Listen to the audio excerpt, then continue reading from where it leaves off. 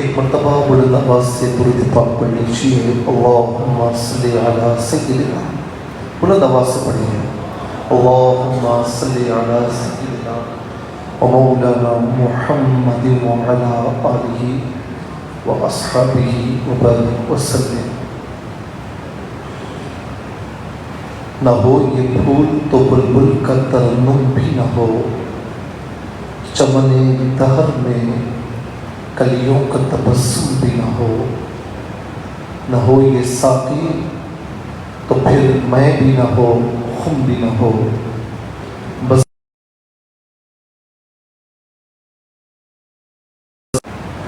خیمہ افلاک کا ایستادہ اسی نام سے ہے، نبض ہستی تپش آمادہ اسی نام سے ہے. والحبیب الذی ترجى شفاعته لكل هول من الأهوال مقتحم. یا رب بالمصطفى بلغ مقاصدنا واغفر لنا ما مضى یا واسع الکرم. اللہ رب العالمین کی بارگاہ میں اس کی شان کے لائق حمد و ثنا، اس کے پیارے محبوب احمد مجتبی محمد مصطفیٰ صلی اللہ تعالی علیہ وآلہ وسلم کی جناب میں کروڑہا درود و سلام کے بعد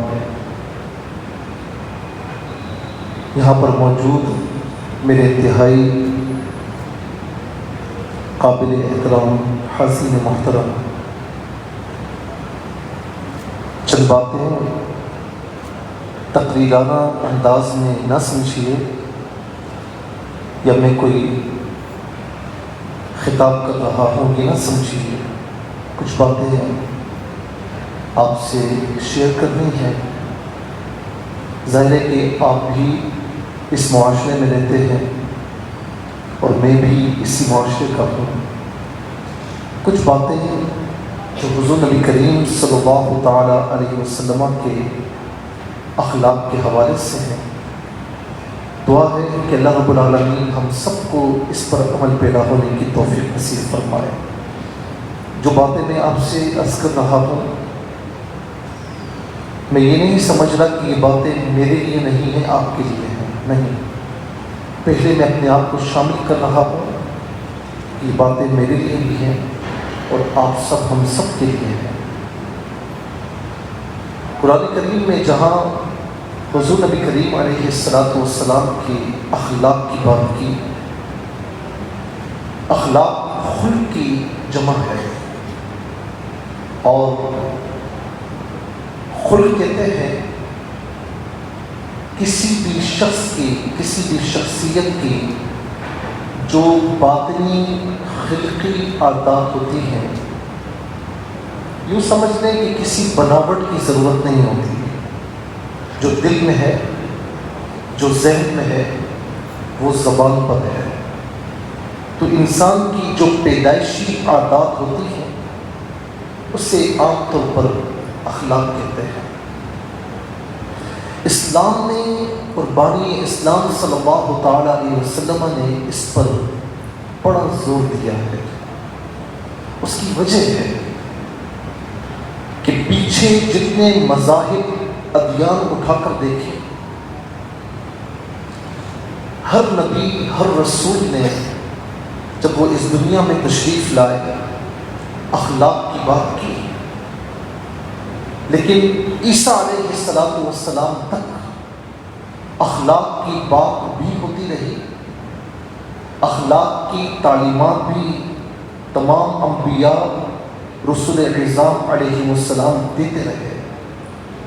لیکن اس وقت تک اخلاق کی تکمیل نہیں ہوئی تھی. بات کرنا اور ہے، اس کو اپنی تعلیمات میں شامل کرنا اور ہے، لیکن اخلاق کی جو تکمیل ہے وہ اور ہے. اخلاق کی تکمیل اگر کسی نے کی ہے کہ اے میرے نبی، اگر آپ سخت مزاج ہوتے ہیں تو آج آپ کے گرد یہ لوگوں کا ہجوم ہے نا، یہ نہ ہوتا۔ آپ انتہائی نرم مزاج ہیں۔ دوسری بات، دوسری آیت کریمہ جو 29ویں پارے میں ہے سورہ قلم میں، وَإِنَّكَ لَعَلَىٰ خُلُقٍ عَظِيمٍ، یہاں پر بات ختم ہو جاتی ہے۔ تو قرآن سے پوچھا جائے کہ بتائیے کہ ہمارے محبوب کے اخلاق کس نوعیت کے تھے، تو قرآن میں اللہ تعالیٰ فرماتا ہے کہ میرے محبوب کے، میرے نبی کے اخلاق کے بارے میں پوچھتے ہو تو سنو، وَإِنَّكَ لَعَلَىٰ خُلُقٍ عَظِيمٍ، کہ اے محبوب بے شک آپ خلق عظیم پر فائز ہیں، خلق عظیم پر فائز ہیں۔ یاد رکھیں کہ اس سے پہلے خلق کی بات ہوتی تھی، عظیم کہیں نظر نہیں آتا تھا۔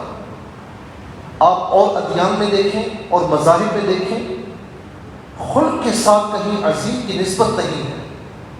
لیکن قربان جائیے، فدا کا امی و ابی یا رسول اللہ، ہمارے ماں باپ آپ پر قربان ہو جائیں کہ اخلاق یعنی خلق کی نسبت بھی جب میرے نبی سے ہوئی تو میرے نبی نے اس خلق کو بھی عظیم کر دیا، عظیم فرما دیا۔ تیری خلق کو رب نے عظیم کہا، تیری خلق کو رب نے جمیل کیا، کوئی تجھ سا ہوا ہے نہ ہوگا شاہ، تیرے خالق کے حسن و ادا کی قسم، تیرے خالق کے حسن و ادا کی قسم۔ دوسری اہم بات کہ جہاں پر ہم اخلاقیات دیکھتے ہیں تو حضور نبی کریم صلی اللہ تعالی علیہ وسلم جب گھر کے باہر ہیں، مسجد نبوی میں ہیں، صحابہ اکرام میں ہیں، تو سارے صحابہ آپ کے اخلاق کے گواہ ہیں۔ سب کو پتہ ہے کہ آپ کا انتہائی بلند اخلاق ہے۔ اب دیکھیں نا کہ ماننے والے تو ماننے والے ہوتے ہیں، نہ ماننے والا بھی آتا تو میرے مصطفیٰ صلی اللہ تعالی علیہ وسلم کے اخلاق کا گرویدہ ہو کر میرے مصطفیٰ کا ہو جاتا۔ اس میں کئی مثالیں ہیں۔ حضرت عمر رضی اللہ تعالی عنہ کی مثال ہے، حضرت عبداللہ بن سلام رضی اللہ تعالی عنہ کی مثال ہے۔ اس کے علاوہ کئی امثال، کئی ایگزامپلس ہمارے پاس موجود ہیں۔ عبداللہ بن سلام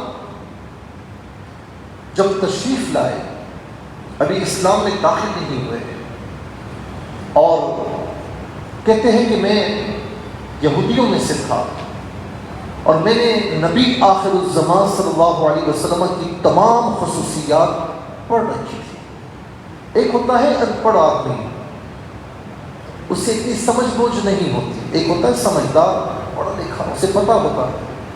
کہتے ہیں کہ ساری خصوصیات سن چکا تھا اور دیکھ بھی چکا تھا، لیکن ایک جو علامت تھی کہ نبی کو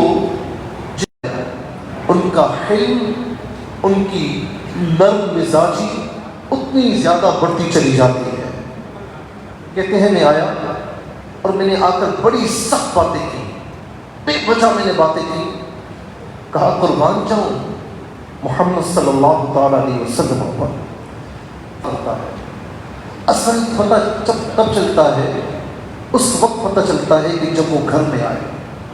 ظاہر ہے گھر میں اوکیجول ہوتا ہے۔ اگر کوئی انمیرڈ ہے، اس کے اخلاق کے بارے میں پوچھنا ہو، اس کے والدین سے پوچھیں، اس کے بہن بھائیوں سے پوچھیں کہ اس کا اخلاق کیا ہے۔ اور اگر وہ میرڈ ہے تو سب سے پہلے پوچھیں اس کی وائف سے کہ اس کے اخلاق کیسے ہیں۔ میرے پاس کئی ایسے کیسز آتے ہیں کہ جب کوئی بہن شکایت لے کر آتی ہے کہ میرا شوہر ہے، اور جب وہ سامنے آتا ہے تو میں حیران ہوتا ہوں کہ اتنا اچھا رویے والا، باہر تو مسکراہٹ سجی ہوتی ہے اور ہر بات میں مسکرا کر اخلاق سے بات کرتا ہے، یہ اس طریقے سے کر رہا ہے۔ لیکن جب اس سے بات چیت کی جائے تو بیوی کی بات سچ ہوتی ہے کہ اس کے اخلاق اچھے نہیں ہیں۔ تو باہر تو ہر کوئی اخلاق سے معمول نظر آتا ہے، اصل بات ہے کہ گھر میں اس کے اخلاق کیسے ہیں۔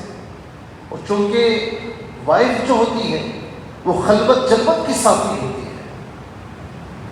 جب سیدہ عائشہ رضی اللہ تعالی عنہا سے پوچھا کہ آپ بتائیے کہ حضور علیہ السلام کے اخلاق کیسے ہیں، ایک جملے میں دریا کو کوزے میں بند فرما دیا۔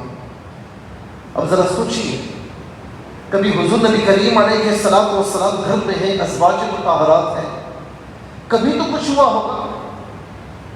اب قربان جائے، سیدہ عائشہ رضی اللہ تعالی عنہا جب راضی ہوتی تھی نا، خوش ہوتی تھی۔ اب یہاں پر نبی ہونے کی حیثیت سے بات نہیں، ایک شوہر اور وائف کی حیثیت۔ نبی علیہ السلام سے جب راضی ہوتی تھی نا تو رب محمد فرمایا کرتی تھی کہ محمد کا رب، اور جب کسی بات سے ناراضگی ہوتی تو پھر رب ابراہیم فرمایا کرتی۔ اور حضور نبی کریم علیہ السلام اشاروں میں سمجھ جاتے ہیں کہ عائشہ کے دل میں کوئی بات ہے اور راضی فرماتے ہیں۔ یہ ہے اخلاق۔ تو فرمایا کہ کان خلقہ القرآن، اے میرے نبی کے صحابہ، تم میرے نبی کے اخلاق کے بارے میں پوچھتے ہو تو سن لو کہ پورا قرآن ان کا اخلاق ہے، پورا قرآن ان کا اخلاق بیان کرتا ہے۔ لائیے کوئی ایسے اخلاق والا لائیے کہ جو جانی دشمن ہو اور جانی دشمن اس کے سامنے بے بس اور لاچار ہو کر بیڑیوں میں جکڑے ہوئے سامنے پڑے ہوئے ہوں، اور وہ خود سوچ رہے ہوں کہ ہم نے انہیں اتنی تکلیف پہنچائی ہے، ہم نے ان پر کیا کچھ مصیبتیں نہیں ڈھائی ہیں۔ جانتے ہیں کہ حضور نبی کریم علیہ السلام کو پتھروں سے مارا گیا، آپ کا چہرہ لہو لہان ہو جاتا، سجدے میں تشریف لے جاتے تو اون کی گندگی سجدے کی حالت میں آپ پر ڈالی جاتی۔ میرے نبی سے محبت کرنے والوں، جب نبی علیہ السلام کی سیرت کی یہ پہلو دیکھو اور ذرا تصور کرو کہ کائنات کے تاجدار ہیں، اللہ تعالیٰ کے محبوب ہیں، لیکن کتنا ظلم و ستم کا نشانہ بنایا جا رہا ہے۔ طائف کے میدان میں پاؤں پر پتھر مارے گئے، چلنے نہیں دیا جاتا تھا، لہو لہان۔ فرشتے آ کر عرض کرتے کہ یا رسول اللہ بد دعا کیجیے، اگر آپ حکم دیں آپ نازل فرمائیں۔ تو آقا علیہ السلام جب ہاتھ اٹھاتے تو فرماتے کہ میں دعا کرتا ہوں تم آمین کہنا۔ سب نے ہاتھ اٹھائے تو دعا کیا کی؟ اللہم اہدی قومی لا یعلمون، اے میرے اللہ میری اس قوم کو ہدایت عطا فرما، جانتی نہیں، جب جان لے گی تب یہ میرے پاس آ جائے گا۔ اور پھر ہوا بھی ایسے۔ میرے نبی صلی اللہ تعالی علیہ وسلم اپنی اونٹنی پر سوار مکہ مکرمہ میں داخل ہو رہے ہیں تو جانتے